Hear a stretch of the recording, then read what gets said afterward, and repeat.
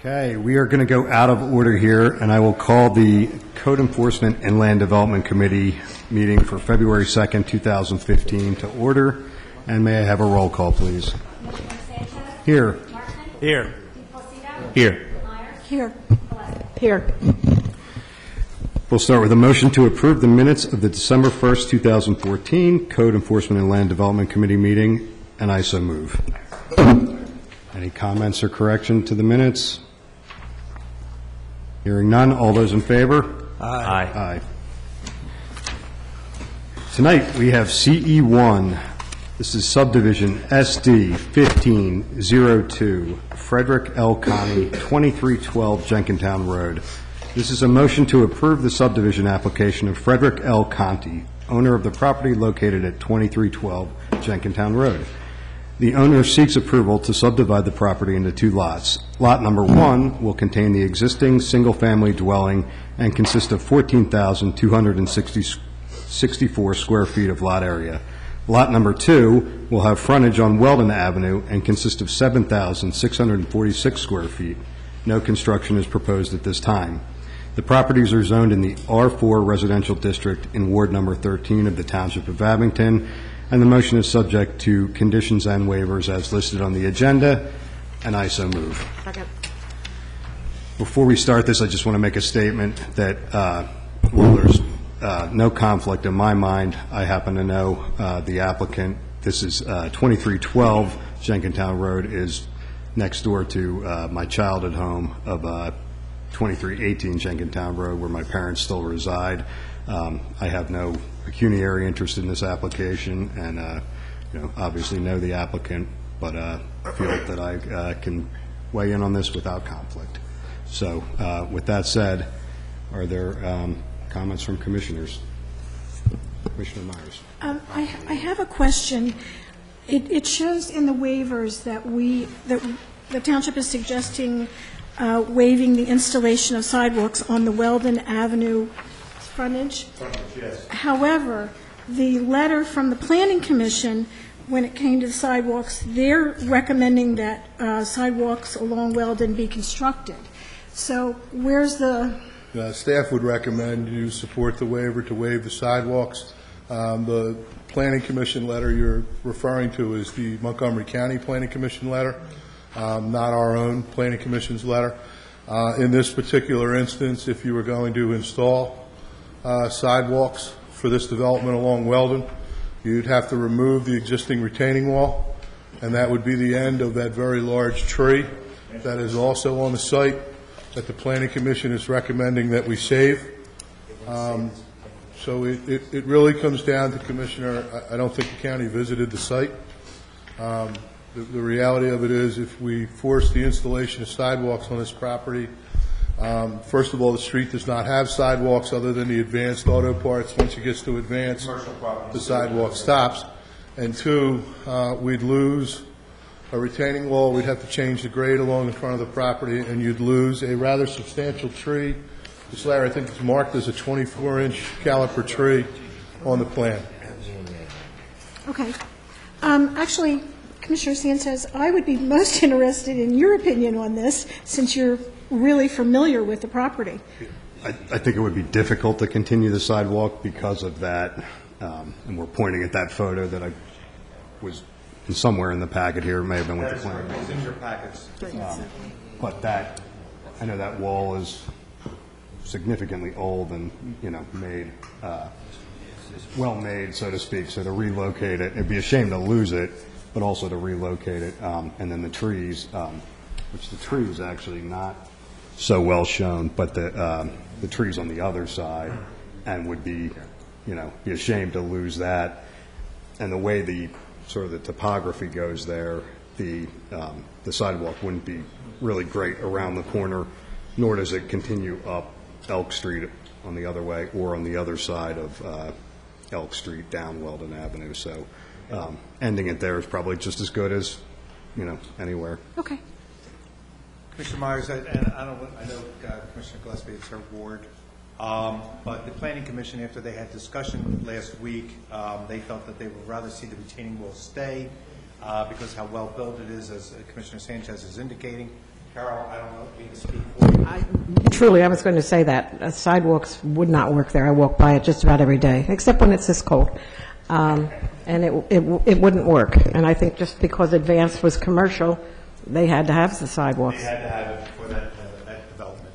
Well, I think it was still important to bring it up because it's rare that we have a conflict of opinion from a Montgomery County Planning After they Commission. saw the total focus, as Mark is indicating, last week, and they agreed that it would be nice to keep, they agreed to keep the retaining wall and the vegetation. Okay, thanks. And let me, otherwise it's a by right plan? It is a by right plan, Commissioner, it meets all the dimensional requirements of the zoning ordinance. The applicant is proposing a modular home to be constructed there at a later date. The only thing that's really unique about this application, the plan that you have in your packet, is dated from 2007. Mr. Conti is one of those rare individuals that's been on our EDU waiting list all these years, and late last year we were given an EDU credit. We contacted Mr. Conti, and he's elected to move forward with the plan. So the EDU is available, and we do have it for him. Commissioner Gillespie. I did have a comment, too, that everybody all the neighbors within quite a few blocks were notified. I did not hear from correct. I did not hear from anyone. There's no complaints whatsoever. No, my only concern when I really read it at first, and it's fine, was that there was some kind of detention basin because we have such flooding right down the road, and I see that's in there, of course, has to be. Well, and the other thing I can add to that, Commissioner, is you did not waiver the requirement for curbing. There is curbing along Weldon Avenue. The engineering department had done some work in there a little while back with stormwater management, and that curbing will remain in place. Okay. I want to thank Mr. Pinnick for helping me tonight.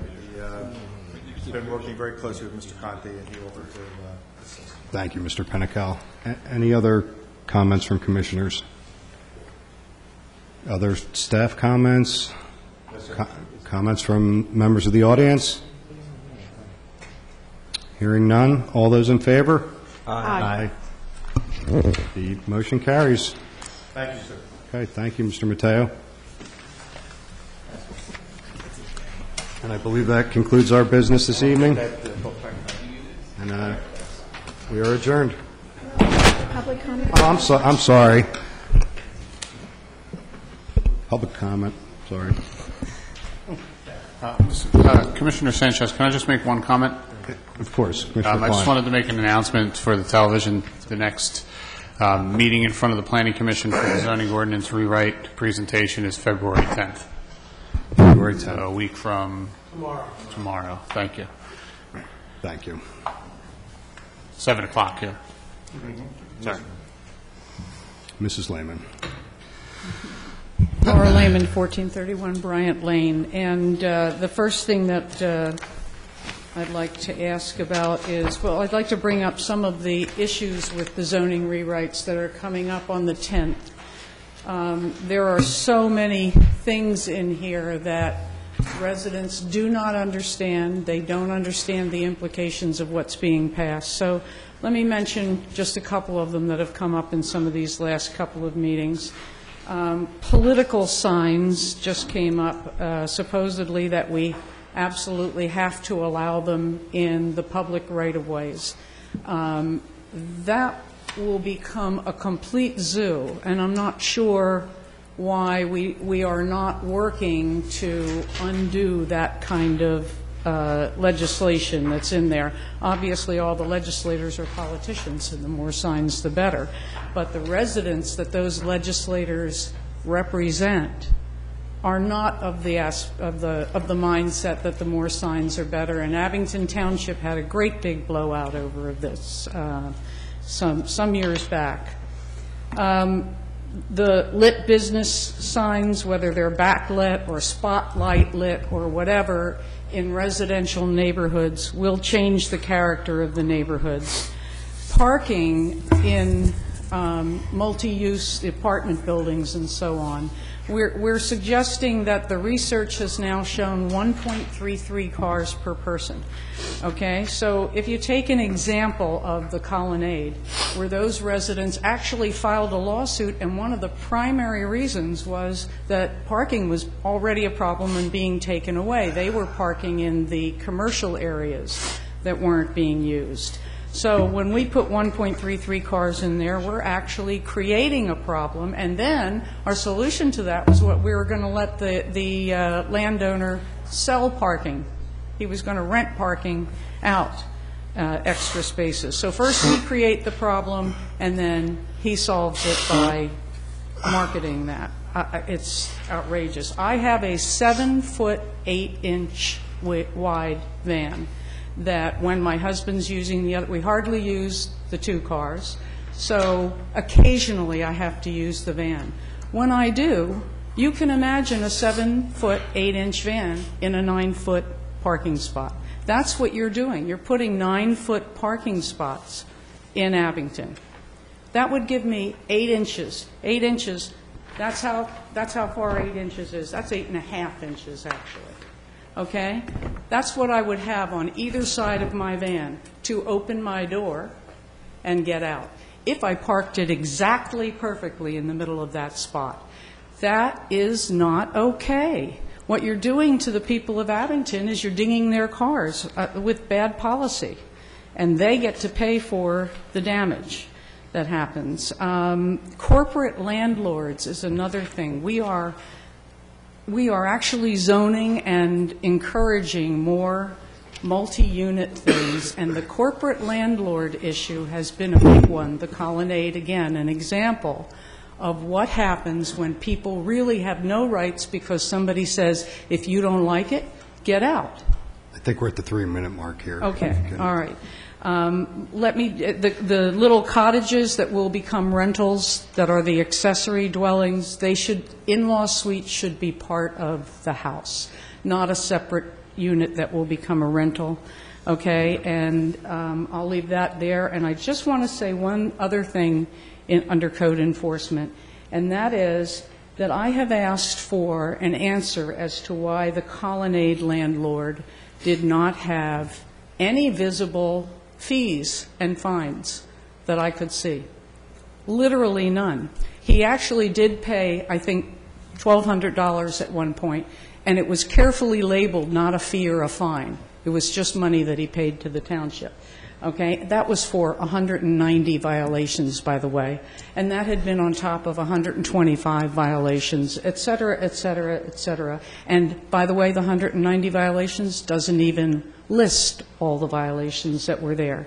So I just want to read you this. Well, now we're at the 4-minute mark, so. I'm sorry? Now we're at the 4-minute mark, Okay. going on the 5-minute And mark. this is so important that one more minute of your time would be really appreciated on this. Let me read you this.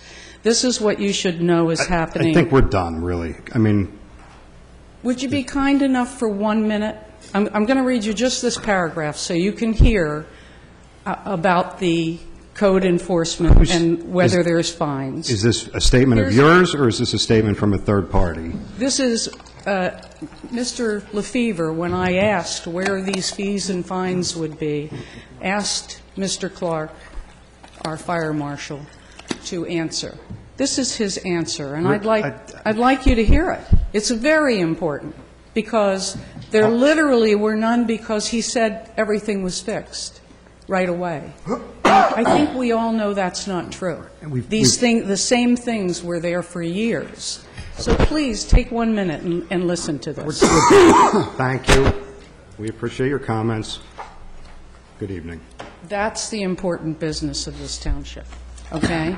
You are going to take time to congratulate your kids and to tell what the next nonprofit fundraiser is. Shouldn't you have started with that? This is the important work of the township. Why didn't you start with that one? The other is also important. Okay. Well, then we allocate time accordingly. Okay. Thank you. You're allocating the time, and 3 minutes is not adequate. Thank you. Okay, thanks. We're adjourned. Again, I thank you, sir.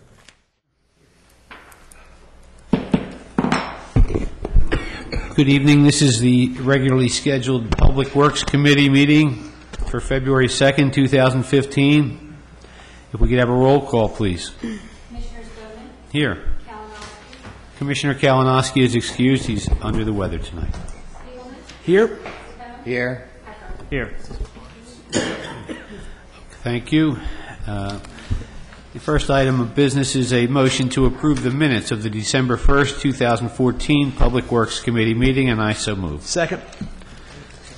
Motion has been moved and seconded. Is there any comment or corrections from any committee members? Other commissioners present? All those in favor? Aye. PW1. This is a bid award for ready-mix concrete. It's a motion to accept the lowest responsible bidder and enter into a contract with JDM Materials for the purchase of ready-mix concrete as per bid specifications, and I so move. Second. Motion's been moved and seconded. Any comment from committee? Any comment from other commissioners present? Staff? Public? Hearing none. All those in favor? Aye. PW2. This is a bid award for Super Pave asphalt paving material.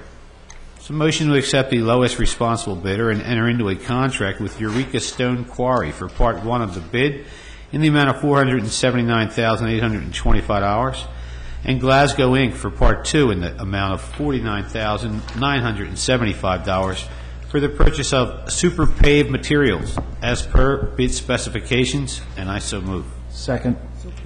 Motion has been moved and seconded. Is there any comment from committee members? Any comment from other commissioners? Staff? The public? Hearing none. All those in favor? Aye. PW3. This is a resolution number 15-009. Edge Hill Road, Tyson Avenue, Flood Control, Street Reconstruction Project. This is a motion to approve resolution number 15-009 for the Edge Hill Road / Tyson Avenue Flood Control Street Reconstruction Project. Reimbursement agreement number 064132-C, supplement C. And it's in our materials, and I so move. Second. Motion's been moved and seconded. Any comment from the committee? Or Dennis, you want to say anything on this?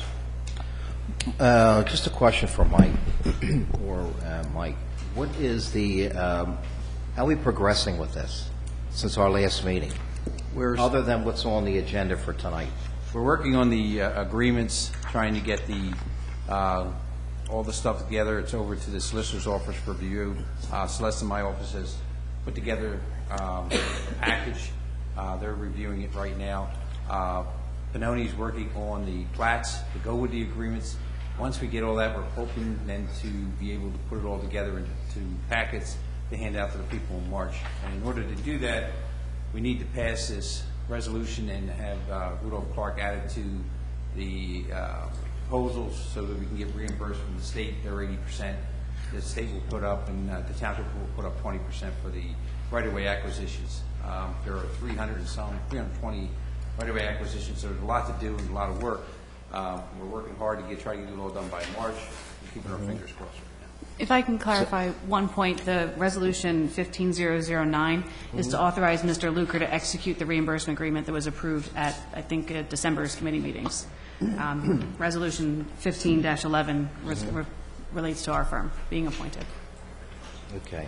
So all parties are actively pursuing everything concerning this project to get it going, right? Yes, we are. We are active. Okay, everybody's busy getting everything done? Very busy, Dennis, trying to get this great. all Okay, put that's together. what I want to hear. Like I said, there's a lot of work, and we're pushing ahead to try and get this all done. Okay, thank you.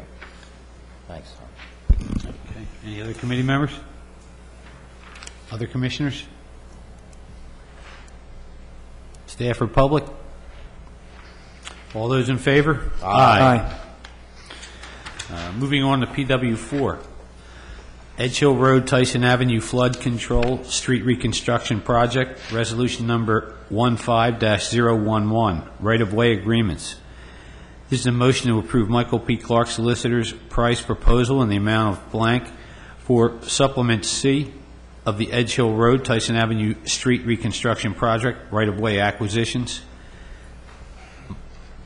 Motion to approve resolution number 15-011 to add Michael P. Clark, solicitor, for legal, appraisal, and title services relating to the Edge Hill Road, Tyson Avenue Flood Control Street Reconstruction Project Reimbursement Agreement, number 064132-C, Supplement C, for right-of-way acquisitions. And I so move.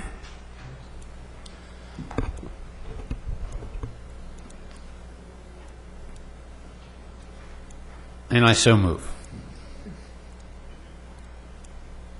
Is there a second? Is there a second?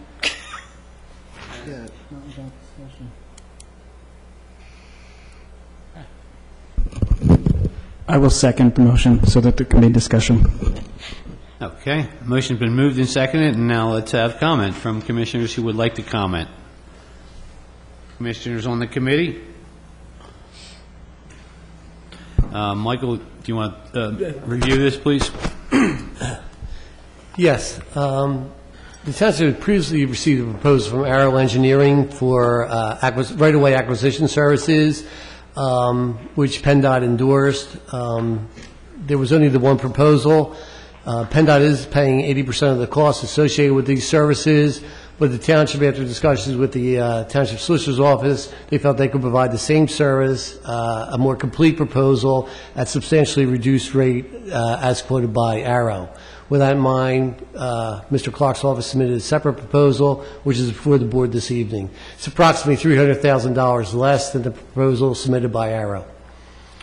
And how was it that we came to have Arrow's proposal?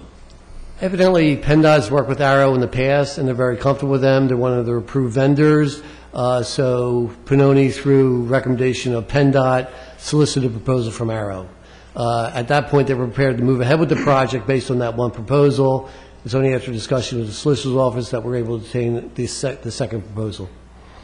And would this bill also go by the 80-20 ratio that you just mentioned, the state and yes. Township? Mm-hmm. So the Arrow proposal was not the result of any bids or anything like that? Absolutely not. Okay. Commissioner comment? Yes, Commissioner Spiegelman. I just want to clarify. And maybe, I don't know, Lauren, maybe this is a question for you. Was Rudolph Clark privy to the quote, the bid, I guess if you want to call it a bid, from Arrow before submitting its own bid? I'm assuming you saw the bid from Arrow. And We did have the Arrow documents, and there were a variety of back and forth. Arrow submitted several proposals. It's a little unclear exactly from their proposal exactly what it does encompass, but we are confident that the Rudolph Clark proposal encompasses everything that Arrow was going to do plus some. We've worked with PennDOT before, so we're aware of their requirements, but the Arrow proposal is for a more or less a flat fee of the $817,000, whereas the Rudolph Clark is an hourly rate up to a maximum. Up to a maximum of, what is the It's $500,000 for Rudolph Clark plus the fees for the appraisal and title services. The appraisal and title services were not included in the Arrow proposal. Okay. So that's over and above. And just once again, Michael, if I can, how did we come to be in possession of the Arrow proposal? Through our consulting engineering firm, Pannoni Associates, who have been working with Mr. Power's office and PennDOT. Because it's a PennDOT lead project, PennDOT, I would imagine, and again, this is before our time, I would imagine PennDOT asked Pannoni to solicit that bid from, or that number from Arrow. That's my understanding as well. That's correct. Arrow was on board for about 3 years. It's been 3 or 4 years we've been trying to get the money together to do the right-of-way acquisitions. PennDOT did not have the money. The money became available this year. When I saw their contract, I was kind of worried about it, so I showed it to Rudolph and Clark because I did not want to just make a decision on my own with just that one contract. And there's some holes in their contract that they had brought to our attention, and I think the proposal that Rudolph and Clark has given us is a very sound and good proposal, and I'm very comfortable with it. and I feel much better going along with that proposal than I would with something I wasn't really sure about, especially with the other proposal. Now, we have to present this all to PennDOT and get this approved with PennDOT, but the problem is we're running out of time. As Dennis said, you know, if we delay this action tonight, that delays the project 3 or 4 more months, because then we have to go back to square one and start over again, and I don't think anybody wants to do that. The residents were promised that they would get this project and get it moving, since it's been 25 years it's been sitting on the table, and is now finally moving forward, and we'd like to move forward without any problems.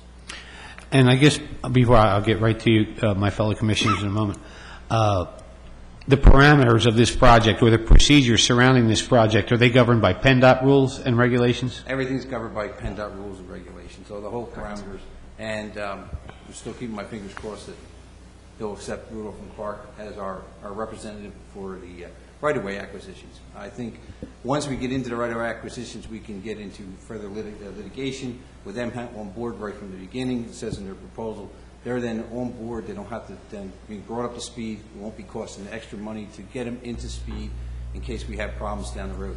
This process could take 3 years if we have people who don't sign right-of-way acquisitions, and we have to go further, and we don't want to be falling behind the 8 ball every time we turn around. Like I said, this project's been delayed for so long. I've worked on it for so long. I'd like to see it move forward and get it done. Okay, thank you. Yes. Commissioner, as you pointed out, PennDOT is footing 80% of the bill here, so their rules are, they are primary here. He pays the piper, right? Yes. I'll be there off committee in one moment. Yes, Commissioner. So they're going to make the final decision between the two, right? PennDOT. The commission will make the decision once we because they're paying 80%, so they're going to have the biggest say. That's correct. Right. They're going to go hopefully by our recommendation. That's why the recommendation is before you. And it's the same folks that we've been dealing with in the meetings, right? That's correct. With the PennDOT. The PennDOT, yes, that's correct. Right, and we have worked with PennDOT before on similar projects as is outlined in our proposal. So we're confident that PennDOT is comfortable with us. Okay, so when the bids came in, we're checking back and forth like you do with bids, and we're all bidding. Well, in this case, we're not bidding apples for apples, right? Because you're getting going over and above. You're getting more bang for your buck in our proposal. Correct? Now, why is that? Why didn't Arrow? I mean, so if they're coming in with other things over and above, and they're going to keep jacking the price up, so I mean, why wasn't all that? Arrow's proposal was controlled mainly by PennDOT and by Pannoni. We didn't have a whole lot of say in that one, and now we have a little bit more insight into the proposal by having our new solicitor's office look at it, and I think we have a better proposal on the table tonight to meet the requirements we need to be for this project. Okay. One of the big things that's not included in the Arrow proposal is the appraisal services. So if appraisals are required, Arrow has to go outside. Has to farm that out. Correct. So our proposal includes an appraiser, Coyle Lynch and Company, that would do the appraisal work that would get us up until if we had to proceed to court. So it gives us, it provides all that up front so that we don't have to recreate that wheel.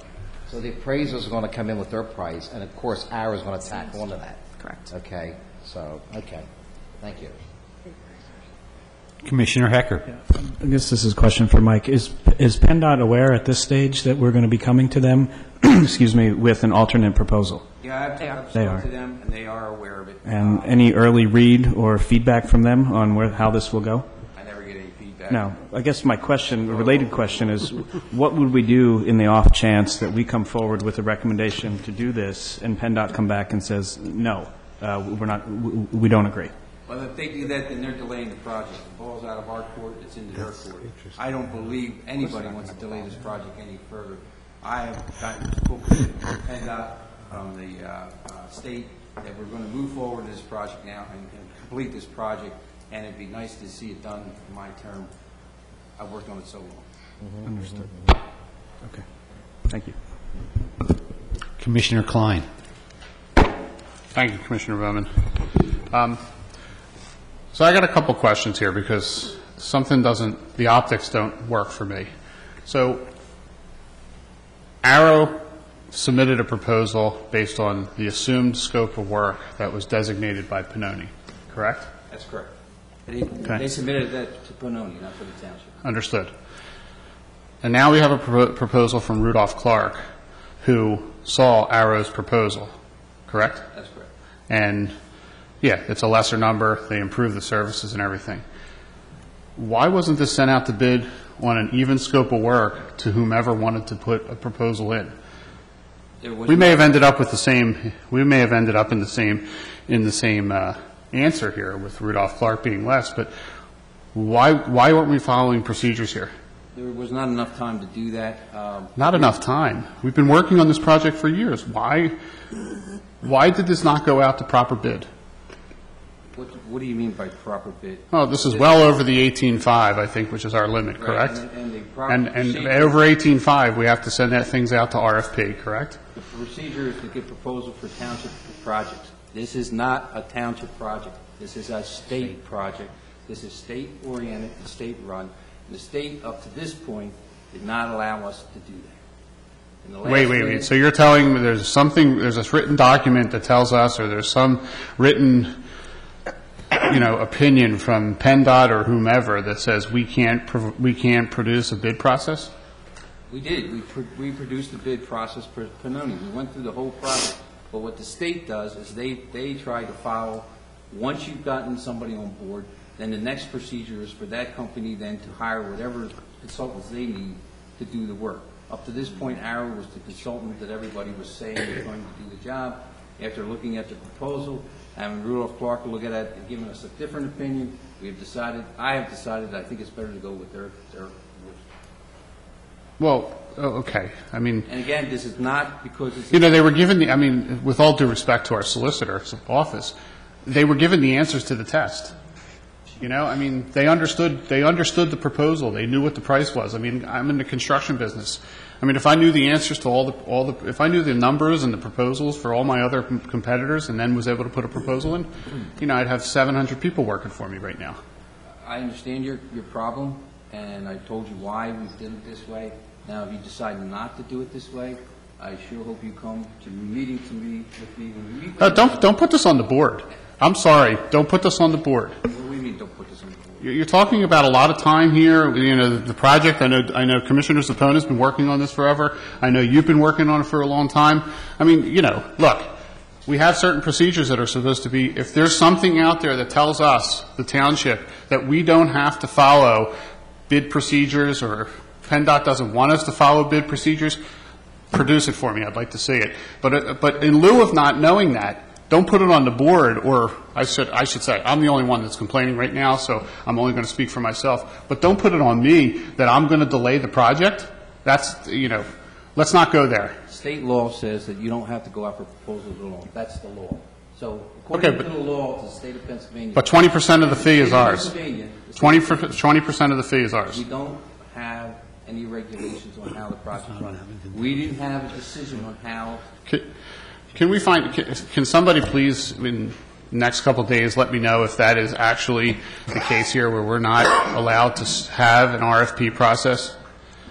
I don't know that we weren't permitted to have it. I think because we're not required to go through the RFP process, and Abington is somewhat unique in that we have a set policy adopted by the board on how to handle contracts over $25,000 for professional services. It's kind of a unique situation. Since PennDOT's not required to solicit multiple proposals, they have a working relationship with Arrow. They were satisfied with the price submitted by Arrow, and they were prepared to proceed with that one proposal.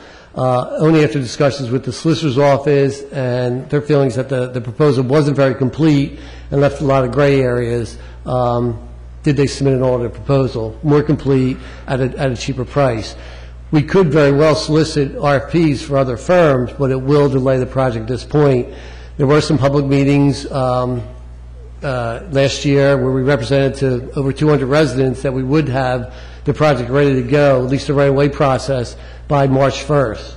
So we're in an awkward position now to actually go through a formal RFP process. It will certainly delay that March 1st start date.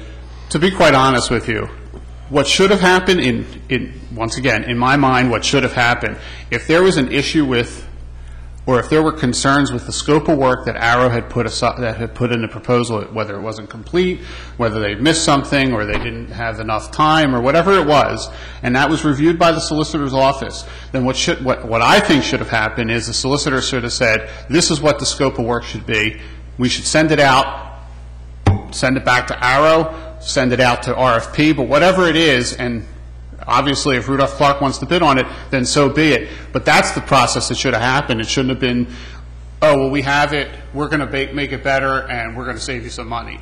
Look, I appreciate saving money. I mean, you know, I think everybody knows that I want to look to try to save money, but, or most people on the board want to try to save money. But, you know, it just doesn't, the process doesn't look right to me. I certainly understand your concerns, and they're certainly not unwarranted.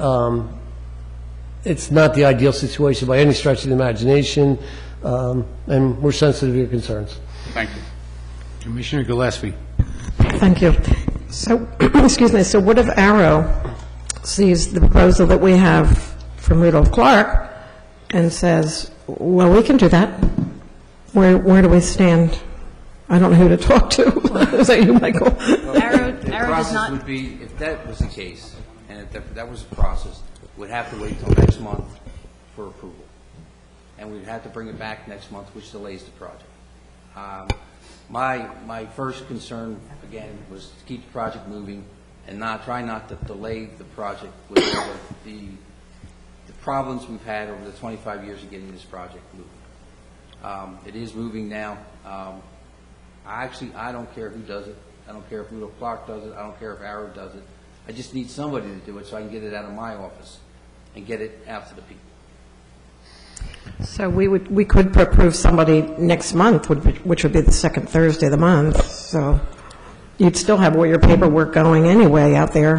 It's not like they're going to run right out. No, you can't. Somebody's got to review it. I mean, we can try and put it together, but I can't tell you if it's legal. Celeste and I've gotten as far as we can get it now.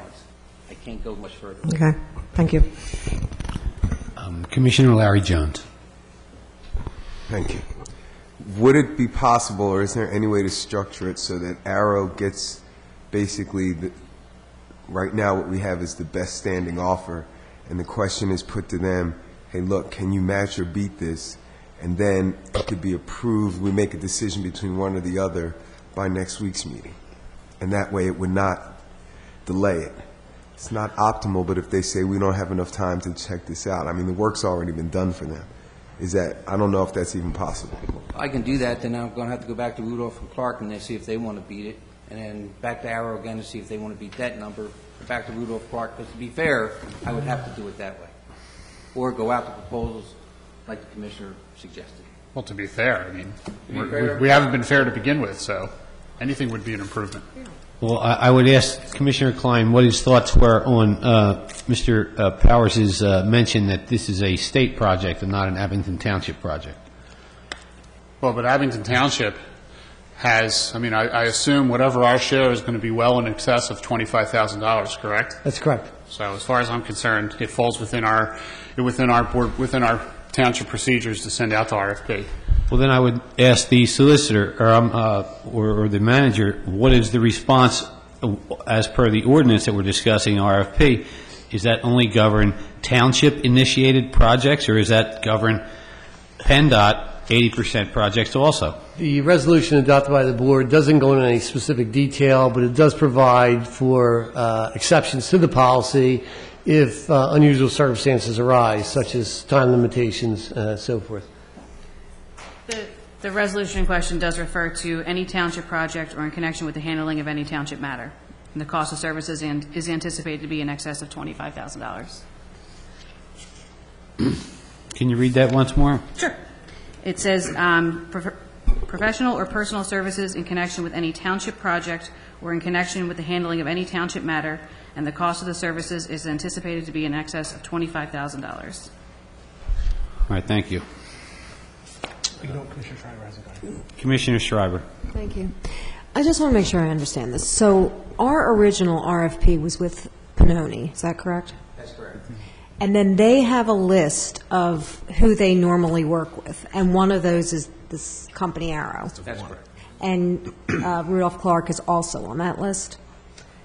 Not with Pannoni. We've worked with Pannoni in other contexts, but not in this context. Okay. It's the PennDOT list. The PennDOT you have to be a list. PennDOT-approved agency to...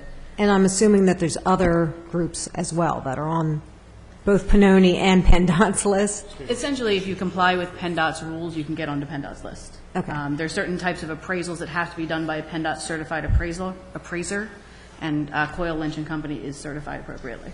Does Pannoni always work with that particular company, or did they put that out to some kind of bid process to come up with Arrow to begin with? I don't believe they bid it out. I think they chose Arrow as a company they wanted to work with originally. And Mike, you said that the general contract goes out for bid, and that was Pannoni, and then after the general contract's awarded, that general contractor is free to enter into the appropriate contracts to effectuate that agreement. That's correct. It's a service that Pannoni does not provide, so they subcontracted it. They have Hunt Engineering that does their survey work. They chose Hunt to do their survey work. They're, again, we're choosing Arrow to do the right-of-way acquisition work. Yeah, but, I'm sorry, can I, so, Go but, right ahead. but is that part of the proposal, or Arrow's, or Rudolph Clark's? Are you being paid by Pannoni, or are you being paid by PennDOT? By PennDOT. By PennDOT. Is it within Pannoni's scope of work now? I don't believe it is. Or is it something that, through Pannoni's work, is the next aspect of the execution of the overall project? That is correct. Pannoni can only get so far with developing the platform. So Arrow is not a subcontractor of Pannoni? It's part of the overall project, and Pannoni went out and obtained a quote from Arrow. Understood to do that. But they are not a subcontractor. They're not just pouring concrete for them. They're not just Correct. They're not just inspecting, work that they're part to do inspections of. This is a separate contract. Correct. It just happens to be that Arrow has a relationship with Pannoni. It would be a supplement to the reimbursement agreement with PennDOT. I just want to make that clear that this is not inside of the original proposal. So the only reason that Arrow got involved in the first place, that was because Pannoni asked them, but they're not really actually working for Pannoni. They just pulled them in. PennDOT. They do right-of-way work, obviously. Yeah. Correct. Yes, PennDOT. Commissioner Spiegelman. Commissioner Klein sort of presaged my concerns about this when I asked my initial question. Obviously, the folks along these blocks of Edge Hill and Tyson have been waiting for, in effect, a generation, and I don't think anybody wants to delay this project. I am very concerned with the optics, not only in this case, but also moving forward, knowing that there are going to be some relatively similar large PennDOT projects in our township coming up. I'm thinking of, for instance, the Edge Hill Bridge over Old York Road that runs from the ward I represent to the ward Commissioner Hecker represents. Right now, we basically found ourselves in a situation where had Rudolph Clark not interceded, and I have absolute respect for Rudolph Clark and for saving all this money, it goes without saying. But had Rudolph Clark not noticed these issues with Arrow's proposal, the various holes and whatnot, we basically would have been left with a de facto no bid handed to us by PennDOT by way of Pannoni that we would have just had to accept. And now we have a situation where we have actually a much better and more solid proposal from Rudolph Clark, but Rudolph Clark basically got to see the first proposal and then bid. It's obviously not a traditional bid, but the optics are at best very clunky. So while certainly this needs to move forward, and I mean our allegiance as a board is not to the well-being of Arrow, or for that matter of Rudolph Clark, but rather what's best for the folks who have been waiting for this project for an awfully long time. I really hope that we can avoid ever being in this situation again, because right now it ends up being put on us that if we voice these concerns, but if we want to act on those concerns and delay this and maybe make the visuals a little more proper, these folks have to wait, and we're further delaying this eternal project, which isn't fair to them. That said, really do not want to be in this position again. So whatever can be done to avoid this situation, I hope that every effort will be made in the future. That's all for now. Commissioner Peggy Myers. Thank you. I share the concerns of some of the commissioners here. And Commissioner Spiegelman, I think it's the job of our solicitor to have looked at the contracts and picked out those things that were missing. But I'm not sure that it was the job of our solicitor to bid on this. And I think the lines are being blurred between the job of our township solicitor and them doing this work, because they should really be the ones overseeing the work that's being done by an Arrow or whoever at this point. I don't know that it's a legal conflict of interest, but it sure feels like a perceived one. And again, I'm not comfortable with it at all. Commissioner Zappone? Has this ever happened before? Was your firm ever involved in a matter similar to this? Many, yes. Mr. Clark has been doing this for a lot longer than I have. I've been involved in several projects. We cited one in our proposal that we worked with an authority out in Montgomery County that involved small little borough authority all the way up to the Federal Aviation Administration, coordinating all those different agencies and municipalities across 2 counties and multiple municipalities. So we are certainly familiar with PennDOT and PennDOT's rules. Negotiation is what we do a lot. I've personally been involved in a 4-year long project that involves about 398 different parcels that I've been working to negotiate. Were you also, I really have to ask this, I'm sorry. Were you also the solicitor for those municipalities at the time? We were, yes. We are the solicitors for the North Wales Water Authority that was referenced in the proposal. So if this, I'm sorry. I just wanted to clarify your question and your response. Sure. When Commissioner Zappone said, have you ever been in a situation like this before, was your response, was the question meaning, have you ever dealt with a project like this? How does that sound? Now I have to talk deeper. Was the question meaning, have you ever dealt with a project like this in terms of scope and nature, or have you ever been in this type of bid negotiation situation where the same chronology in terms of seeing a bid, being the solicitor, and then responding after the fact was taking place? Was that the focus of the question? Yes, that is correct. And if so, I don't know that that was the statement of the answer. I answered the first question. Yes.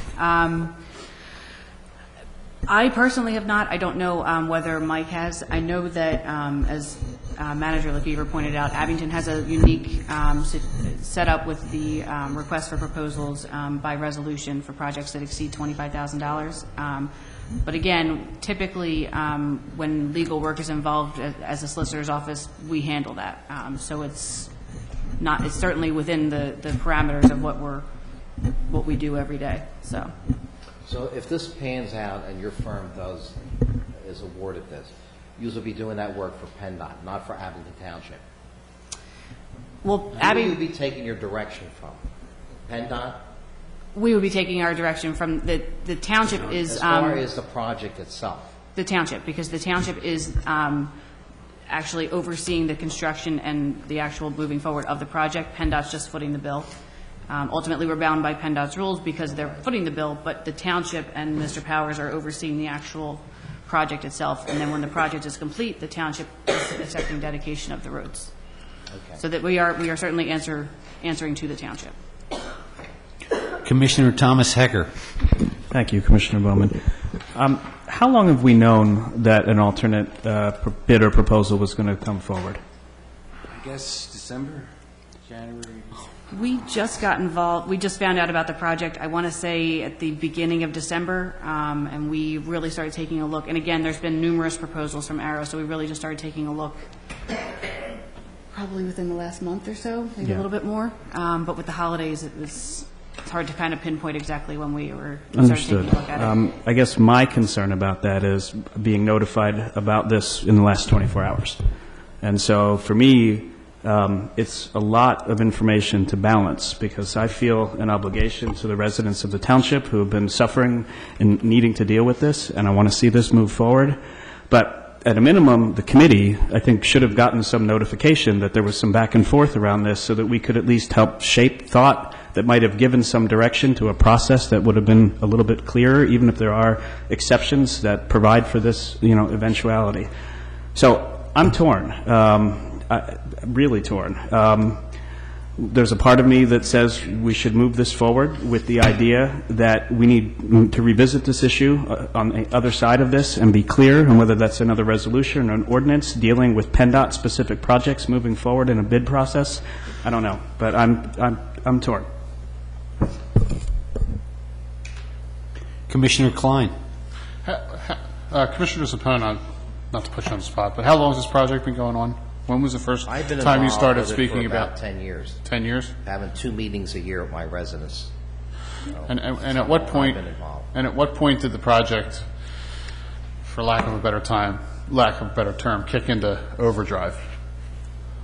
I would say the past year. Past year? Yeah.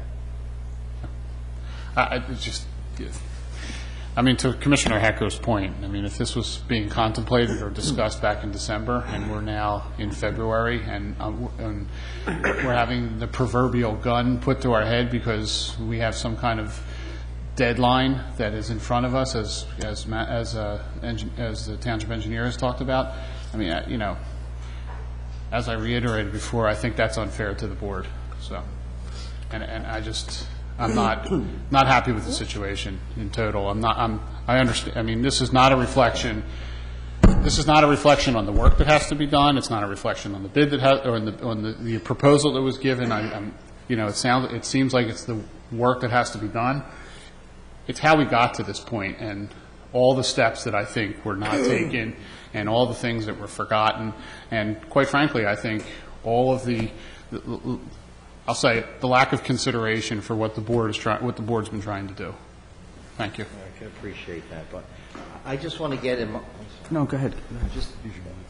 I just want to get in my mind one thing, clear in my mind, okay, that everything is on the up and up here, okay, and that we can proceed forward. I need to understand that, and I need to know that, okay? Of course. Okay. Commissioner Sanchez, 1 second. For what it's worth, as a real estate lawyer, I just wanted to say that I've worked with the Coyle Lynch and Company as appraisers. That's part of the Rudolph Clark package, and I find them to be of the highest caliber appraisers in the industry. Jack Coyle and his team, and I know they have significant experience on that in this type of stuff. Both sides of both appraising it for the condemning authority or whatever the right terminology is here for like a PennDOT, or defending against that type of suit. So just wanted to put that out there for the benefit of the committee. I think I'm familiar with Southeast Realty Transfer LLC too, and have heard nothing negative about their qualifications either. So take that for what it's worth. Thank you. President Luker. Question before you take a vote on this. First of all, you're missing one member, so you have 4 members, correct? Next question, if this is turned down by the committee, where does that put us? It can move forward to the board without a recommendation from the committee. I think that's been done in the past, so I suspect that would happen. It would move forward to a vote by the board next Thursday without a recommendation from the Public Works Committee. Okay. Commissioner Jones. You right? Commissioner Peggy Myers then Thanks. first. Michael, as you were suggesting that, I was thinking the same thing. If the committee moved that along without recommendation, that gives us till the 12th. And as Commissioner Gillespie said, I think in all fairness that we go back to Arrow, and I don't know Arrow from anything, but if the township went back to Arrow, giving them the opportunity to match in services and in cost Rudolph Clark, then the final decision could be made on the 12th, which is when the final decision is going to be made anyway, and we haven't lost any time.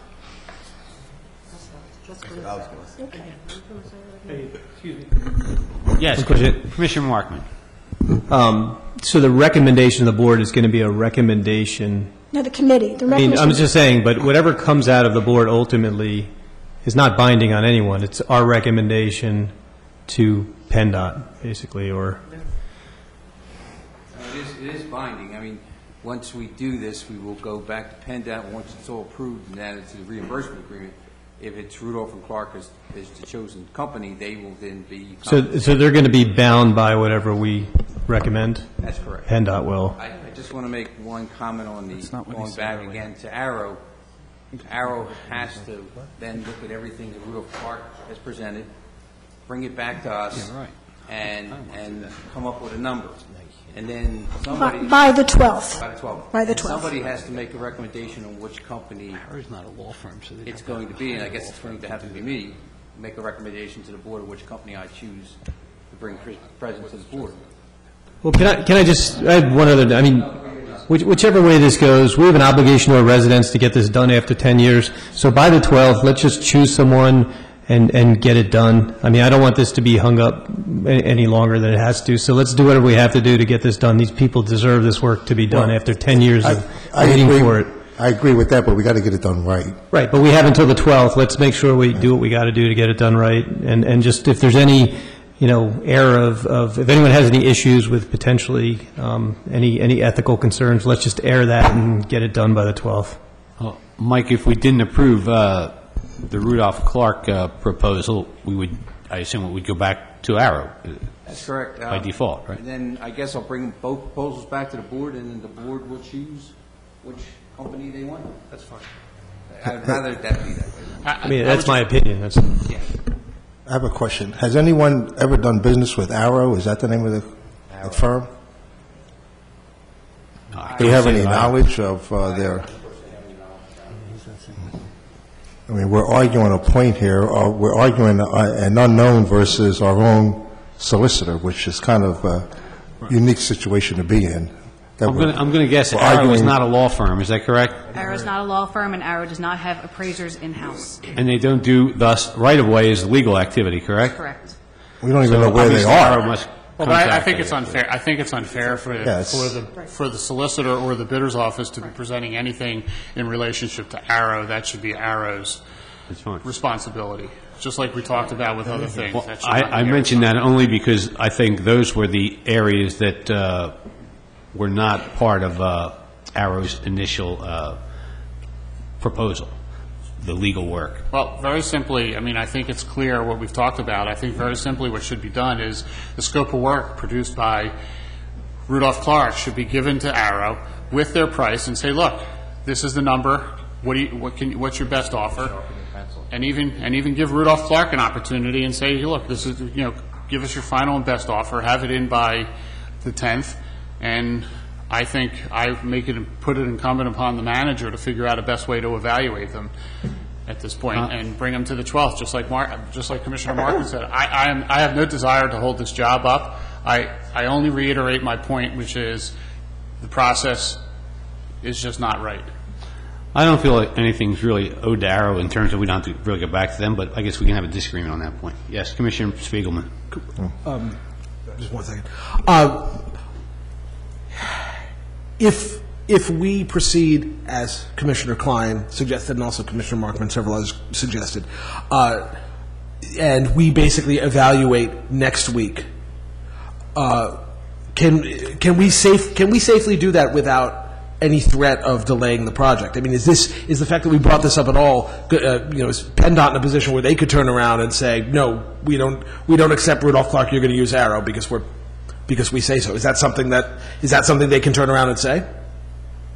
I don't know the answer to that. I don't know if they can say that they're not qualified. I believe they are. I think. I have no doubt. I'm just talking about it being a PennDOT project. I have to accept them as the choice of the township, and I don't think PennDOT's going to fight you on that. I think, again, the way the whole process was in the beginning, 3-4 years ago, it was Pennoni. Pennoni went to PennDOT. Who's on your list? Arrow was on your list. They went to Arrow. Right. Got the quote from Arrow. And then we've been sitting for 3 or 4 years waiting for money to become available to do this project. And then, bang, the money came along. All of a sudden, I'm throwing reimbursement agreements at you, asking you to approve them within the blink of an eye. Next thing I'm doing, throwing resolutions at you to get you past resolution, just to keep up with the pace of this project and try to get this thing all going by 1st of March. So then, in theory, can't the committee just make a recommendation that we give Arrow the necessary time and Rudolph Clark the necessary time to respond to that, and submit 2 final proposals by next Thursday, and in fact not actually vote on this at all. In effect, kind of table it with the expectation that this is going to come before the full board. That way, it's not. You'd have to make a motion. No, you don't want to. You don't want to table it. Not table it. Absolutely. Pass it along without recommendation. That's more of what table was. Not the right term. Well, as of now, there's a motion on the floor, and it's been seconded, so I'd have to look to our parliamentarian here, our solicitor. Would it have to be voted on? What's the procedure? If there is a motion to amend the motion that's on the floor, the original mover, which would be yourself, can accept or not accept the amendment to the motion. If it's accepted, then the amended motion will be voted on. If it's not accepted, the original motion will be voted on. And who controls that? You're saying the chair?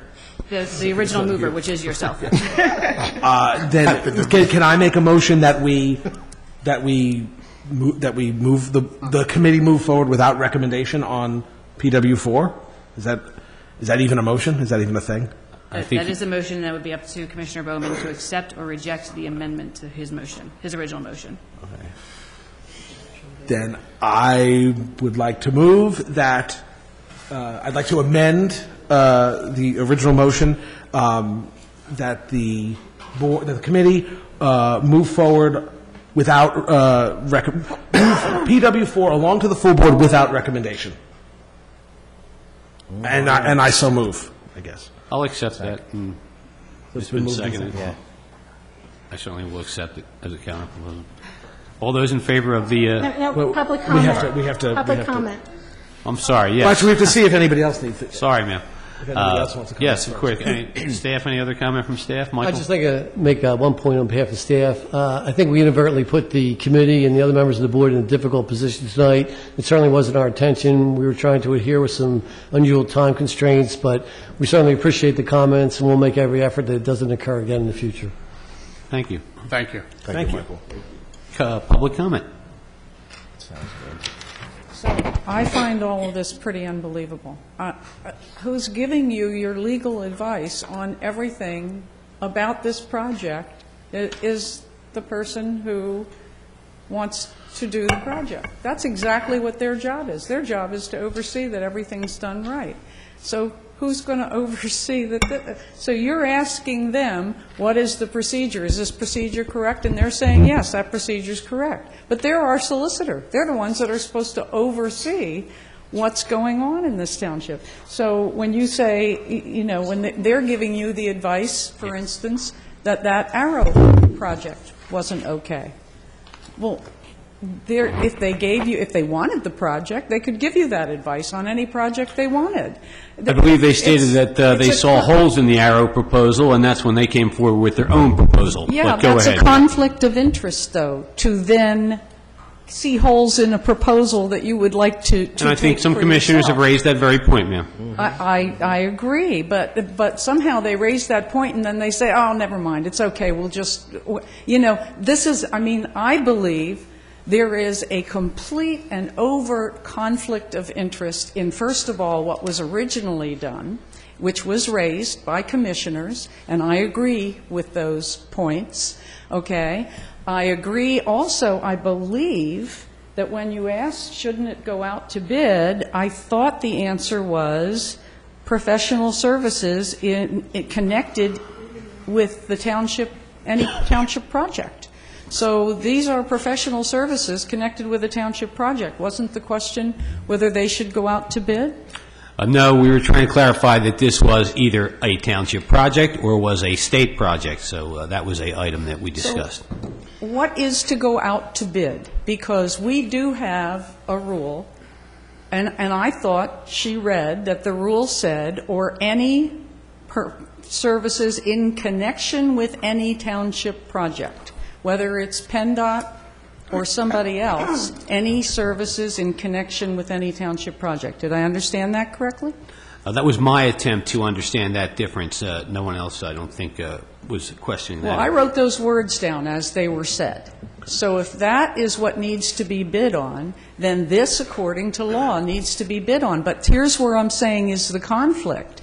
We're asking the lawyer who wants to have the job whether that's in conflict or not. And the answer is, no, that's not in conflict. I actually asked Mr. Powers if Arrow had to bid or anything, and they didn't. Pannoni, after they were selected as the general contractor for this project, is able to then contract with the appropriate firms that they need to complete the project.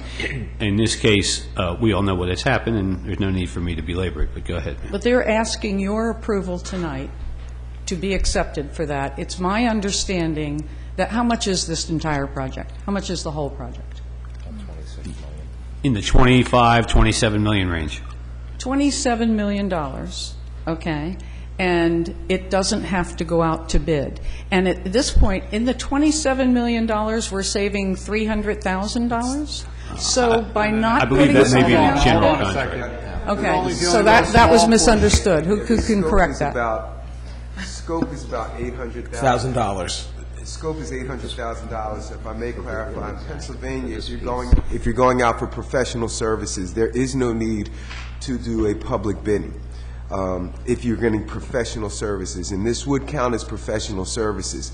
However, the township has developed an ordinance to be a little bit more stringent that's required. Resolution. A resolution, I'm sorry. And that resolution carries with it exceptions, and those exceptions could be time frames, if a project would be stopped, if a project would be delayed, which we have heard would happen here. Those are just a few exceptions. So I think that, number one, we are within the legal realm of going out to get a bid to get this done without any bid. Number two, since the township has actually created a higher standard level, we are within that higher standard level because it does meet the exception requirement. So while I have voiced and others have voiced that there has been some concern, and I hear you with that, I feel very comfortable that even with those concerns, we are within our legal rights to do this. We are not abridging any law. Okay, so we're not bumping up against the law, but what we do have is a situation where we created the reason that it's excluded by taking an $800,000 project and not seeing that it went out to bid. That taking a project and sending it out to bid is for the benefit of the taxpayer dollars. And that's why there's a regulation that says over this amount you have to send it out to bid. So if we had $800,000 and somewhere back in the beginning we didn't send it out to bid, that is an issue, and the reason that we are coming here with $300,000 less. When it varies that much, it should go out to bid. Obviously, different prices for different terms. So I definitely would like to see you turn this down and not have our solicitors ever. Also, there's another issue. If residents have a problem with the appraisals or the title or any of those issues, who do they go to? The township, who gets their advice from the solicitor. The solicitor would not represent a private homeowner who had a beef. They don't know. I'm saying if they have a problem with something the township is doing in this project, and including if they have a problem with appraisals and title and everything else, things that are included in what their job would be and what Rudolph Clark's job would be, they would address the problems that they had with that project with the township. And the solicitor for the township who decides whether or not the township's going to do anything would be Rudolph Clark. So well, this we're going is to not examine okay. it a little more, get some more information. We've heard some statements from the solicitor that her firm has been involved in projects of this nature on prior occasions. Perhaps we'll look into that. But we're certainly going to get some more information, ma'am. Can I, a very quick comment, Mr. Chairman? Yes, Commissioner Spiegelman. Lest there be any confusion vis-a-vis the last comment. I mean, this ultimately, to me, is sort of the system at work, because it would have been very easy. The path of absolute least resistance for this committee and the board in general would be to move forward with a proposal with our trusted solicitor and saving money. But we were very understandably uncomfortable with elements of the process. So I think what we're going to be voting to do, we're going to be voting on the motion to move forward without recommendation, so that in the next, week and a half, all of this can be taken care of, and what the board can see are two proper proposals. I commend every single person up here for being the watchdogs, and yet balancing that with the need to move forward and not make the folks on Edge Hill and Tyson wait anymore. So, Well with stated. that. Well stated. Thank you, Mr. President. Yes, Commissioner Gillespie. Thank you. Just what you don't want to hear, but does there need to be a motion now that we're going to, pass the proposal on? I'm going to rephrase what I believe is the motion that's out there for us all right now. Because I phrased it so well the first time. The original motion has been amended by a motion of Commissioner Spiegelman. I've accepted the amended motion effort, and it was seconded. And the amended motion is to put PW4, not put it to a vote, and to carry it forward to the full board meeting next week without a recommendation. That's the motion on the table now, I believe. Anybody have a difference of opinion on that? And that is it. All those in favor? Aye. Thank you. Okay. Yes. Now, do you have to say what your plan is, that you're going to allow Arrow? Does there have to be that kind of a motion? I'm just checking. I think that's a well, motion. in light of what's been stated here by all parties present, I think there will be continued examination of this matter prior to the board's meeting next week, and this same motion presumably may be on next week's full board. So Probably going to be, I think it's safe to say. So we will have a vote, and we can all solicit and garner information as we need to, and share it as fit.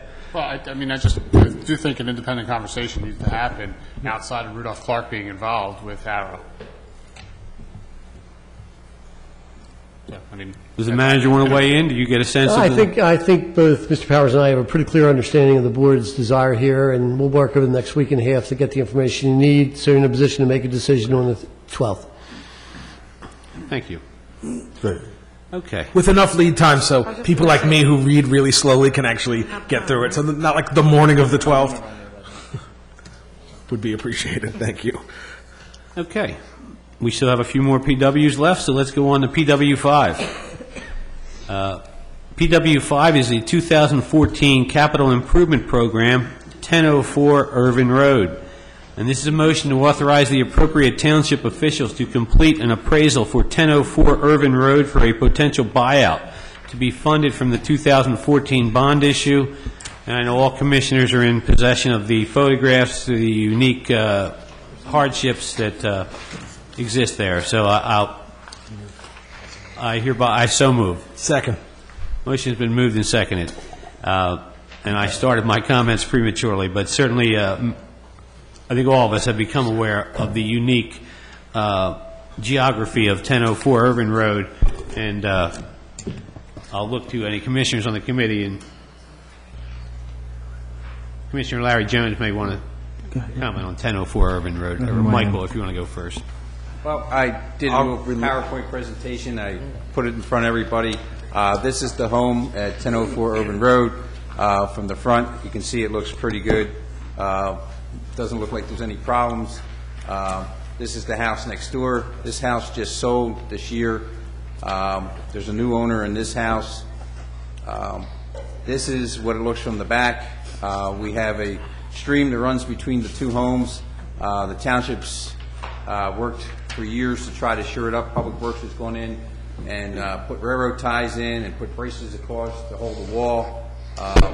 As you can see, the wall is deteriorating and falling apart.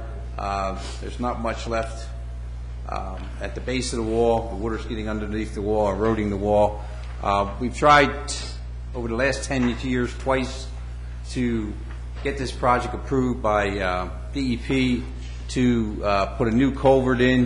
The problem with this whole project is that the new culvert has to be large enough to carry the 100-year storm. It's a box culvert to go between the homes. By the time you put the culvert in, there's a sanitary sewer line in the way. The culvert is right up against the houses, the back corners of the houses. It's virtually impossible to construct it. I worked in some pretty tight spaces, some pretty challenging projects, but this one is very challenging. What I'd like to recommend, you can see here's a picture of how it's going to look underground. It's huge, it's massive. We had to put in 2 structures. DEP wanted a side structure to let the natural flow go through with grates on top to let air into the stream and have a natural stream bottom, and then an overflow pipe on the other side. I met with DEP. Again, they were very enthusiastic when I told them I was going to try and convince the board to get an appraisal. The cost we've worked up on the project, it looks like we can stay within budget depending on how the appraisal comes out, and buy the house and take down the house. We would fix one side where the existing house would remain. The other side we would tow it and put a natural widening of the channel. This way it would meet all of the Army Corps of Engineers requirements or DEP requirements. And DEP is very, very positive about this type of approach. Again, if the board decided not to buy the house, we could go back and try and get a permit for the 3rd time. I'm not confident I can get a permit to do the work, but as you can see over the years, we can't wait much longer. It's going to do it for itself. Of course, if we don't get it in there. Thank you, Mr. Powers. Yes. Commissioner Larry Jones. This project is in my ward. I've spoken to the homeowner multiple times. I don't think anybody looks at a situation like this lightly. I also don't think that when this first came up, it was anybody's intention that this would be the best resolution. However, at this point in time, with the conditions and circumstances that are presented to us, I believe this is the best course of action. I believe it's a course of action that would also bring about a resolution and an ending to discomfort, suffering, frustration, and just concern about not knowing what's going to happen next for the resident. I think it's in our responsibility to get it done, and if this is the best way to get it done for not only the resident, the community, and the environment, I support it 100%. And I'm hoping others would as well. Thank you, Commissioner Jones. Other commissioners? Commissioner Klein. Commissioner Spoon can go before me, since he's on the committee. Mike, did this house in 96 and 2001 sustain damage like the homes on Madison Avenue? Yeah, yes, they did take on water in the house. We had put a berm up the back to try and deflect the water so it wouldn't come through their back door. That has worked. In the minor storms, of course, we haven't had for a long time. The 2006 and the 2001 storm, we haven't had magnitude of that. But we've had some more severe storms, but we've been able to control the water. The problem is not just the water anymore, it's the banks themselves. Right. The railroad ties are not going to withstand too much more punishment. They've received a lot of punishment, and something's got to be done sooner or later. So just to remind the commissioners, the flood of 96, I lost 2 residents down there on Madison Avenue, and those homes were torn down, and now there's a park there. So we did this up the street with one of the on Irvin, I think it was 996 Irvin. We did take Mr. Pennock's house down, and that is a park. He had the same problem, except for when you walk through his front door, you walk downhill through his front door and downhill through his living room because both sides of his house were collapsing. So the township was able to acquire funds through the FEMA funds to buy that house, but it was very difficult to get it even on the list to get it bought. We have 3 homes now. We have on the list, and we haven't heard from FEMA since we bought out 38 homes with FEMA money. It's not likely we're going to see too much more money from FEMA to buy out homes. Thanks, Mike. Commissioner Klein. So which house are we taking down? The one at 1040, 1004? 1004. And which one is that on? Is that? That's the first house. First picture.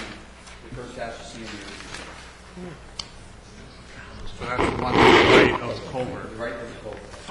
So if I look at the plan correctly, This one here, yeah. or at least I think I'm looking at the plan correctly, the box culvert, the larger piece to the right, is going to be actually in the neighbor's property that just sold. That's correct. Are we actually looking at the wrong house? No, you're right. Buy the because wrong you're house? looking- No, I know, but are we looking to buy the wrong house?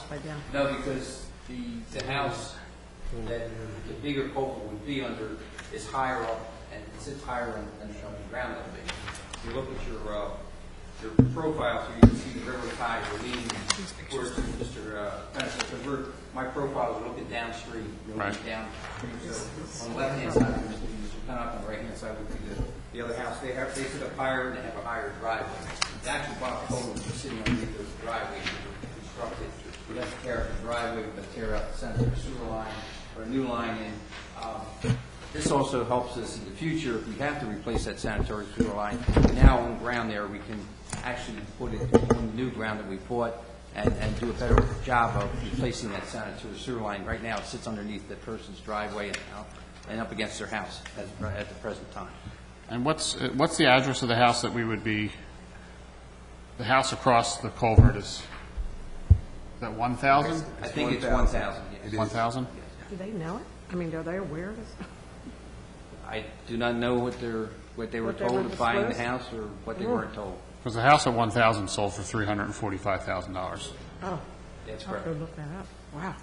in the end of October. That house sits up a little higher and it has never had any flooding issues, whereas the house at 1004 has the flooding issues and it sits down lower.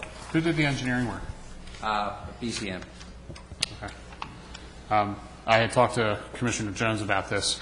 Is it possible that we should maybe look and get another opinion as to how the engineering might be able to be done if the appraisals are too high or, become too large of an expenditure? Just to get another opinion as to whether there's some other option out there to solve the problem. Yeah, a certain amount of money was allocated in capital funds for this project. It's our understanding, as proposed by the engineer, that we'll be able to do it at that cost or less by acquiring this property. If that's not the case, we will have to regroup and come back to the board with an alternative proposal, because there's only a certain amount of money allocated for the project as the president stands. Right, but it can only be done at or less if you acquire the property. So you got to add in the cost of the property for That's the factored overall in. project. That is factored in, and it's Mr. Power's opinion we could do it at that price or maybe a little less by acquiring the property and greatly reduce the actual construction cost. Right, but you're adding in the cost of the house. That's true. So maybe I'm being thick about this. How much is the total? What's in capital?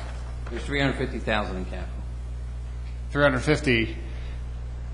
In capital. But if we have to buy the house for, we're looking at 345. It's not going to appraise for three. What's that? They want to appraise for 345. Yeah, so whatever. Let's say it appraises for 300. Yeah. So are we talking about only $50,000 to do the project, or are we still talking about another $350,000 or a little bit less? I think we'll probably settle at $50,000, because at this point, what DEP is going to let us do is just take the house down, shore up one side of the bank, the other bank we have to tow it, and then slope it back. They don't want us to mess with the stream. We were looking at possibly relocating the culvert underneath Urban Road and straightening the stream out. That was our higher proposal, which was proposal number 3, but after talking to DEP and the Army Corps of Engineers, they don't like that idea. They do not want us to touch the stream or mess around with the stream as little as possible. So we'll be allowed to, like I said, fix the wall on one side, make sure the house is higher, is secure, but the other side, they want us to keep it as open space and slope the ground. So if you're looking at an appraisal, as Commissioner Gillespie talked about, roughly around $300,000, for the sake of this conversation, I'm not saying that's what it's going to be. What do you think the overall project, including the acquisition and the stream bank work, is going to cost? I think we'll be around $350,000, $375,000, somewhere in there. So you think you're only going to be $300,000 potentially for the house, and then another $50,000, $75,000 for the actual construction? That's correct. And tearing down the house? Yes. We're looking at about $15,000 to $20,000. That's the same house down the street we tore down for $20,000, which was a bigger home than this home. The homes we did on Madison and the other streets, they were around $15,000, $20,000. So it gives us another $30,000 we figure to do construction in there. The other also got to remember is, I think George has in his budget around $200,000 to deal with the sanitary sewer line if we had to do the box culvert, because he'd have to put a new sanitary sewer main in there, and then have to be relocated. But if we eliminate the house, we wouldn't have to do the sanitary We sewer don't work? have to do the sanitary sewer this time. Okay. So we're saving. I mean, I would, for belts and suspenders, if we're going to be looking at an appraisal, we might actually want to look at getting some opinions as to whether there's another option out there to deal with the culvert. So why we're doing this, I mean, you know, I don't know what the saying is, in for $1, in for $2, whatever it is, so. It's just an additional cost to the board, that's all, to go out and get a second opinion, because you're going to have to go write proposals, put them out for bid, and then have an engine firm. Did BCM bid on this work? Yes, originally.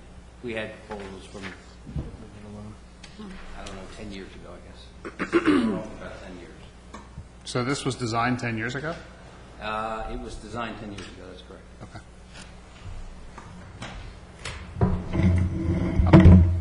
Done. No, right, Commissioner Hecker. So what we're voting on tonight is a motion to authorize the appraisal that would come back before, presumably come back before this committee next month? It'll come back next month. Once Okay. we get an appraisal, it'll come back with the appraisal, and then a second recommendation from that point, once we know what the appraisal. And then at that time, we'd have a better understanding of the total projected cost of the entire project. That's correct. Okay. Commissioner Spiegelman. Is 1004 Irvin Road currently occupied? Yes. Yes, it is. Okay, so someone's actually living there, okay. Yes, it is. And without having anybody take out the crystal ball, if we were to do nothing, which obviously I don't think anyone's recommending, any gross estimate as to how much time before the bank on the 1004 Irvin side would collapse? I couldn't tell you that. It's an Again, that was just Because my thought I'd ask. My understanding would be if there's a significant storm, which we can't predict, that significant storm could further along. Well, any storm now it is undermined, we know it's undermined now, and it's being undermined every time there's a storm. So what that undermining is, we don't know, Right. because you can't see underneath the walls. Just thought I'd ask. Thank you. Yes, Commissioner Peggy Myers. Thank you. Mike, how many years ago was it that we took the house across the street down, approximately? Oh, it was 2002, 2003, somewhere in there. It was, I think, the 2001 storm or 2000 storm that we got the money, and it took about 3 years from that point, so maybe it was about 2003, 2004. At that time, I was one of the commissioners that went into that home because we were considering exactly what we're considering here. And it was very easy to see with the damage that was being done to the inside of the house because the owner had done it entirely in marble. It was the most marble extensive house I'd ever seen, but clearly the cracking was visible, and the tilting of the floors, and nothing was level. So having been in that house, that was very easy to make that decision, and clearly the homeowners were probably in potential danger with that. Is that what we're looking at here, Mike? I've never been in the house, so I'm not sure how stable the house is, but I can tell from the outside it's got problems. Is there any just one more question. Is there any potential for funding from DEP, FEMA? Because when we have bought out some homes before, we have gotten financial assistance. We can only do that when it's declared an emergency. Yeah. This last declaring, we just signed up for 3 homes, and like I said, it's been, I don't know, quite a few years, and we still haven't heard back from them on anything. Our existing application has not been denied, but there's been no further action, so it's kind of in limbo with FEMA at the present time. Sure. Okay, thanks. Commissioner Sanchez. Thank you, Commissioner Bowman. Just, Mike, a question on the appraisal. What's the nature of that? Like, are we asking for a fair market value appraisal, or are we looking at, like, I'm probably not using the right terminology there, but like a just compensation appraisal? I believe they do a fair market appraisal. Bob Woodford did all our appraisals for the 39 homes we bought out. I gave them, named them Mike. I think we would like to contact that person who did the original appraisals for all the other houses we bought, they were very fair appraisals, and everybody seemed to be satisfied with those appraisals. And he was not real expensive. His appraisal work was very reasonable.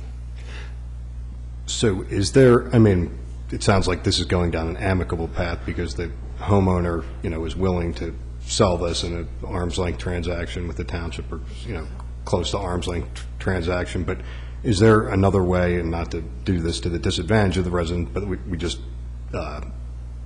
effect a declaration of taking for the house and pay them just compensation, which would, the reason I'm asking that would adjust for, the value of the stream eating away the house. And I will defer to the solicitor for that one.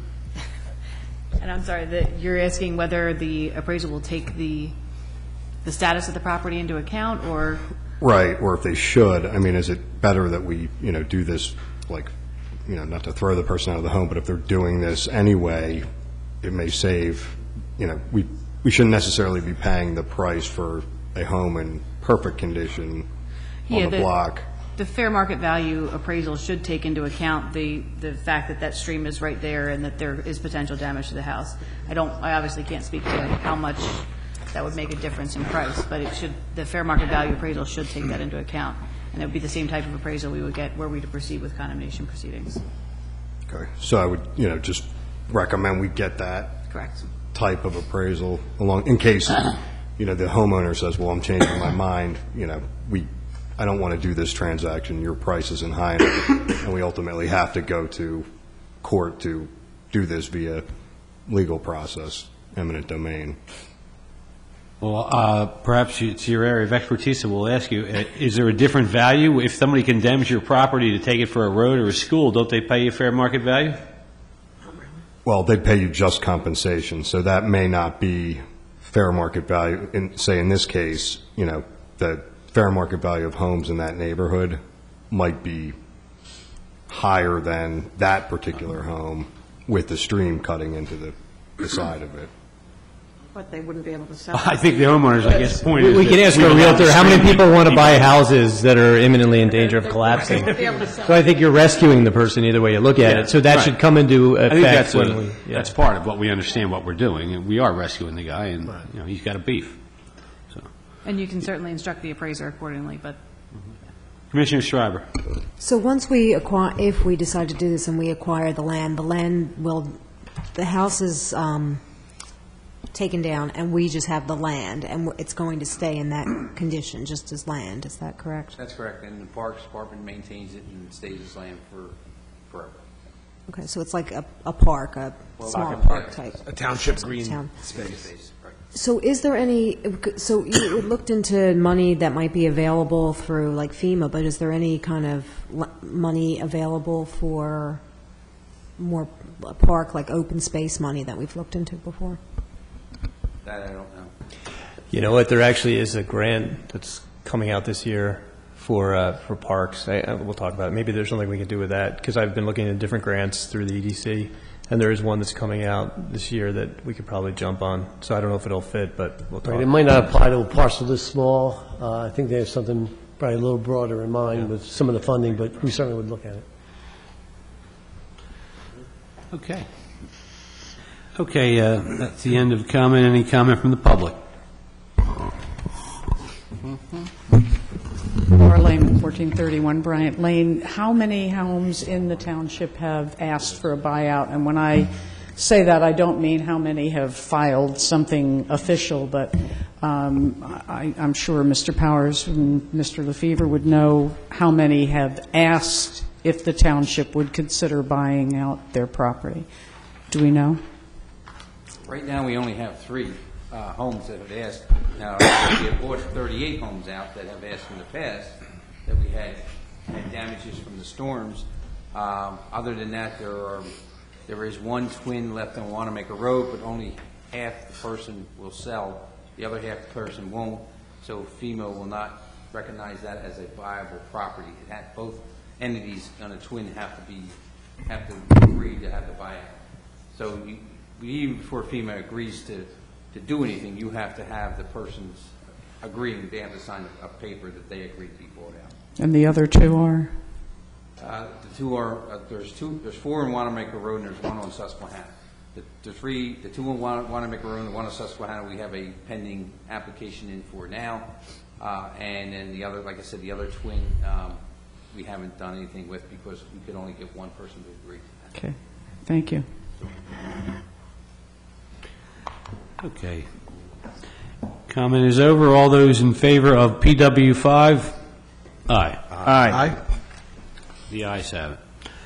PW6, sump pump connections. This is a motion to approve $30,000 for sump pump connections to be added to account number 07075667506 to be funded from fund balance. Mike, you want to give us a comment on this? Yeah, right now, we're experiencing a lot of problems with sump pumps. We had 15,000 allocated in capital. We've spent that. We've connected 6 or 7 sump pumps at this point. We got several in Grisdale we're looking at, and probably several more from Angelo. Tim and Angelo go out and evaluate the severity, what's the easiest way, which ones we could do sooner than not. We keep a list in our office, and every year we try to knock off as many as we can. What the sump pumps do in this type of weather, of course, is creating an icing condition at night, and Angelo's spending a portion in salt and trying to keep the ice off the streets. And is this for projects that were not originally on the list, I guess, for this? That's correct. We've got so many this year that we need to attend to them now. I'm trying to get to them. Okay, and I know one of these is in my my ward, and I'm in favor of it myself, but I did not move this, but having read it, I so move. Second. Motion has been moved and seconded. Comment from Commissioner? No. Commissioner Klein. Thank you. Do we have other sump pumps that are in the budget, that are in capital or something? Or do we defer that? We had a $15,000 line item for sump pumps, and we have spent that already. Okay, so we did the 15, and we're adding 30. Yeah, we're adding another 30,000. I originally usually asked for 25,000 because of the budget restraints. It was taken down to 15,000, but we really need to take care of quite a few of these this year.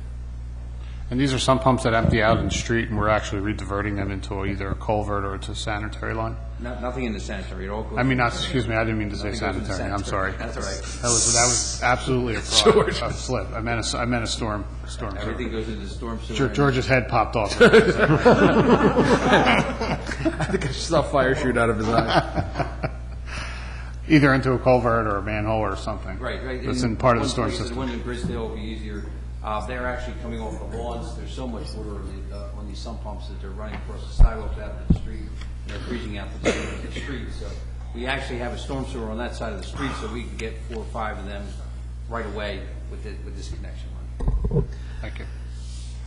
Yes, in the area that you solve one problem and another is created. Obviously, we have all our sump pumps going out to the street now, but this is the flip side of the coin in more developed areas.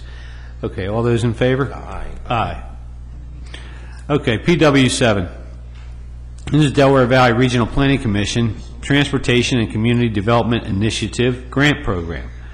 This is a motion to enter into contract with Simone Collins, Landscape Architecture, in association with Traffic Planning and Design, in an amount not to exceed $75,000, $60,000 to be reimbursed by the Transportation and Community Development Initiative, TCDI, Master Bicycle Plan Grant, and $15,000 from Contingency Fund to develop and provide the Abington Township Master Bicycle Plan to be funded from account number 06-07-301-5305, and I so move. Second. This motion has been moved and seconded. Any comments from the committee? Any comments from Commissioner? Commissioner Klein. If approved, what's the next step with this proposal, and how is it foreseen that this plan is going to get?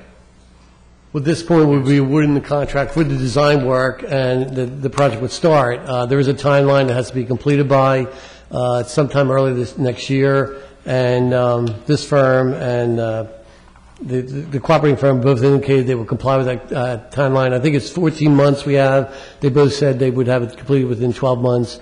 So we meet the guidelines of the grant program. And I guess maybe more to the question is, what's the interaction with the township to understand maybe some desires that occur, or, they may see things in maps and in topography maps or GIS maps that may not actually correspond with some of the actual things that are going on the ground. What's their interaction with the township? They'll be working through the township, with the township engineer's office, but there'll be a number of meetings with the township, with the committee of the township. They'll be working with them, as well as some public meetings, to solicit public input on the project. Thank you. Commissioner Michael Markman. Was this the low bid? It was actually, we solicited proposals. We had interest from about 35 firms. 10 firms actually submitted proposals. They all came in within a couple $1,000s of one another because the amount of the grant was out there. It was public knowledge. The grant was $75,000. Well, actually $60,000 with township contributing 15. So they knew 75 was the number. So they all came in between $73,000 and $75,000. And so what- basically what we did, Mr. Powers, Scott Marlin, and myself actually rated each of the 10 proposals. Then we compiled the rating, and we ranked them 1 through 10. And this firm finished number 1. Okay. Any comment from the public? Laura Lehman, 1431 Bryant Lane, and I'd like to just take this opportunity to again make sure that everybody here who's working on this knows that that little section in front of Rydell Green needs help with bicycle and walking work, and also hundreds of homes can be connected to the Meadowbrook train station if it is not forgotten in this plan. So I'm taking that opportunity. Okay. Anybody have a comment? Any commissioner comment? Okay, we're adjourned. Oh, you got to vote? Sorry. I forgot to vote on that one. That's awesome. PW7 still up for a vote. It's been moved and seconded. All those in favor? Aye. Okay, thank you. Now we'll adjourn. No, you can comment? speak again. I'm sorry, general public comment on public I'm works just going to matters. take this from you. This is mine. Take that away from him. I want the little lozenge, too. Laura Lehman, 1431 Bryant Lane. So my comments here, first of all, go to streets, and I contacted Mr. Michelow. I'd very much like to know when my street was last done. Do you know, Mr. Michelow? 1990. 1991. 1991. That's correct. Okay. I sent pictures of my street to Mr. Michelow today. In 2010, we were told we were going to be on the 2011 paving. We're still not paved. We've got holes. We've got ruts.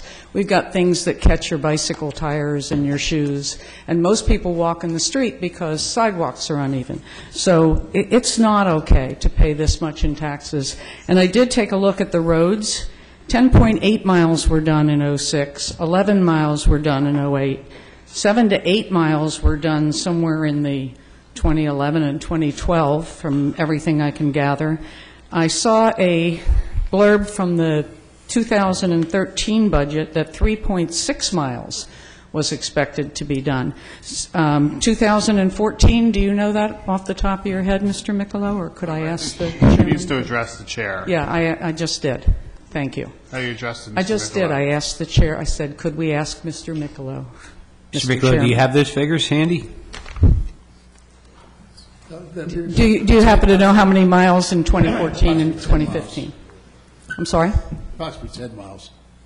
I missed that. Approximately 10 miles. 10 miles in 2014, and how many in 2015 were in the budget? 3.6. But we also have work coming up for that, but that hasn't been scheduled yet. Okay, so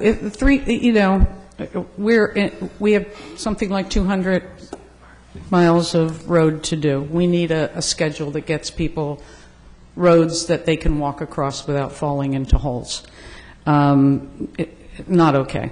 So the next thing is I had emailed Mr. Wrigley. I'd just like to know what things have been plugged up to keep the I&I out. I don't really know how I'm asking for the documents. Am I asking for street paving documents? I spoke to Mr. Lieber, who said that to keep the I&I out, they were plugging up the vents. So Mr. Bowman, could we maybe get an answer to that here? Any comment on that, Michael? I know something was done in the past, Could you use your microphone, please? but plugs in vents along some streets that had water that would overrun the curb, but I don't know exactly where they are.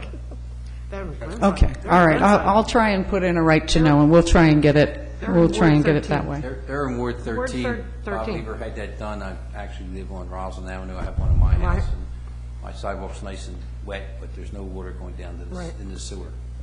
Those plugs were all put along Keswick Avenue, Roslyn Avenue, Roberts, Cliveden, all the streets in Glenside that had the new CNA system that the new cleanouts were put in. So anywhere where there was a low spot or a possible spot where water would lay, Bob Lever had those plugs put in. I think there was quite a few. A couple years ago, Yeah, 3 years ago, I think. I don't know if that answers Mrs. Lehman's question. Okay, yeah, possibly. I'll take a look at that and see if that does it. Thank you. I appreciate it. And the last thing is, I just want to say, in reference to that whole thing with the Rudolph and Clark and the contract there, we just had a $75,000 contract with 35 bids. We have an $800,000 contract that didn't go out to bid at all.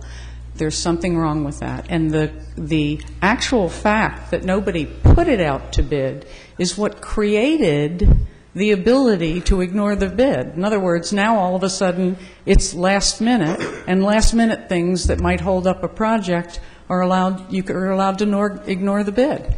So you created that, one of the staff created that scenario. And now, having created that scenario, you can ignore sending it out to bid. Absolutely not acceptable. Thank you. Should I take Chairman Bo? Should we take the bait? Yes, Commissioner Jones. The bait or go home? I'm okay. He's okay. Okay, is everybody else okay? Let's take the bait or go Okay, this home. time I think we can adjourn. Thank you. I was close too. See, you're sick. You need to go home. You look like. You sound